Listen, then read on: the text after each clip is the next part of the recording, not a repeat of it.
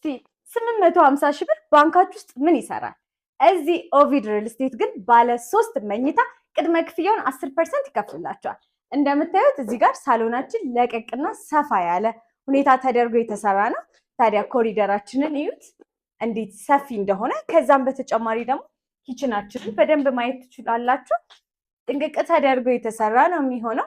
ከዛም በተጨማሪ በደንብ እዚህ ጋር መመገቡላ እስክትችሉ ድረስ የሚያስችል ሰፊ ቦታ አለ። ታዲያ አንደኛው ሩማችን ደግሞ ይሄንን ይመስላል። ለልጆች እንግዳ ሲመጣ መቀበል ትችላላችሁ። ከዛ ሌላኛው ደግሞ ሩማችን ይሄንን ይመስላል። ከዛ ደግሞ የሁለቱ የጋራ ባዝ ሩማቸው ደግሞ ይሄንን በሚመስል ሁኔታ የተሰራ ነው የሚሆነው። ታዲያ ማስተር ቤድሩሙን ደግሞ ላሳያችሁ። በዚህ ዋጋ ነው የሚያስብለውን ማለት ነው።